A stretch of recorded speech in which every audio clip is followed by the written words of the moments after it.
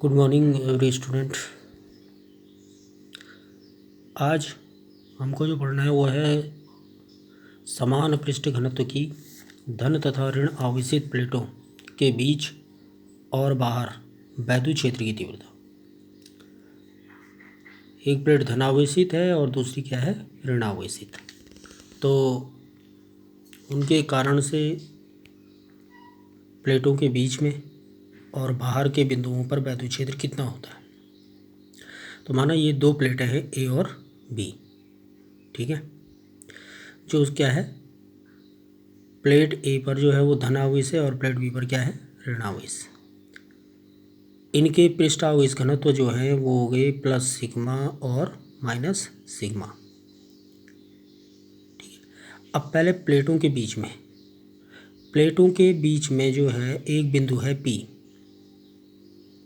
ठीक है। अब बिंदु पी पर जो वैद्युत क्षेत्र की तीव्रता होगी वो इस प्लेट ए के कारण भी होगी और इस प्लेट बी के कारण भी होगी, क्योंकि प्लेटों पर आवेश विपरीत।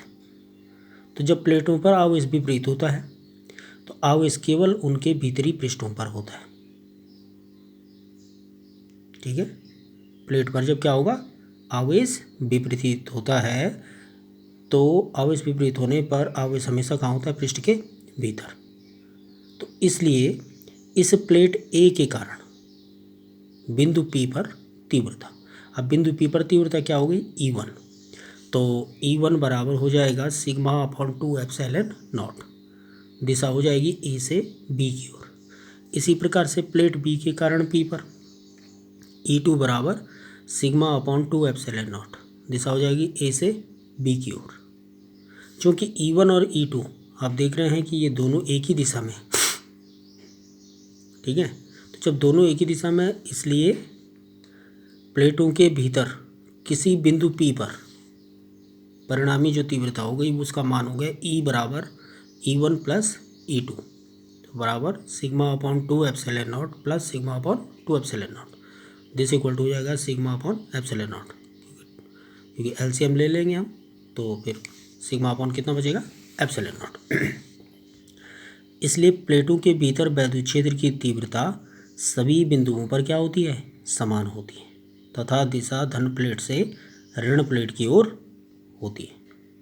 अब दूसरी कंडीशन है कि प्लेटों के बाहर, तो प्लेटों के बाहर क्या है कि माना प्लेट बी के बाहर एक पॉइंट है हमारे पास Q, ठीक है। एक पॉइंट क्या है, Q। तो पहले हम प्लेट ए के कारण Q पर तीव्रता निकालेंगे, ये E1, और प्लेट बी के कारण Q पर तीव्रता निकालेंगे E2। तो उसके कारण से माना प्लेटों के बाहर प्लेट बी के निकट एक बिंदु क्या है, Q। इसलिए प्लेट ए के कारण Q पर तीव्रता हो जाएगी E1 बराबर सिग्मा अपॉन 2 एप्सिलॉन नॉट।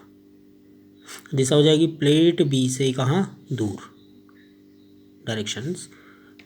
और प्लेट बी के कारण Q पर तीव्रता E2 बराबर sigma upon 2 epsilon naught plate A की ओर, उसकी दिशा प्लेट ए की ओर। अब E1 और E2 की दिशाएं क्या हैं, विपरीत है। तो जब विपरीत है तो Q पर तीव्रता क्या हो जाएगी, E बराबर E1 माइनस E2 बराबर sigma upon 2 epsilon not minus sigma upon 2 epsilon not, और ये बराबर हो जाएगा 0, ठीक। अब उसी प्रकार माना प्लेटों के बाहर प्लेट ए के निकट हमारे पास कोई बिंदु है R, तो इस R पर तीव्रता ज्ञात करने के लिए E1 और E2 के मान फिर निकाल लेंगे। तो उस प्रकार से हमारे पास हो जाएगा प्लेट ए के कारण R पर तीव्रता E1 बराबर सिग्मा अपॉन 2 एप्सिलॉन नॉट। दिशा क्या हो गई, प्लेट ए से दूर, ठीक, ये। और प्लेट बी के कारण R पर तीव्रता E2 बराबर सिग्मा अपॉन 2 एप्सिलॉन नॉट, और डायरेक्शन हो जाएगी प्लेट बी की ओर। E1 और E2 की दिशाएं भी विपरीत हैं, इसलिए परिणामी तीव्रता हो जाएगी बिंदु R पर E बराबर sigma upon 2 epsilon not minus E upon sigma upon 2 epsilon not बराबर 0।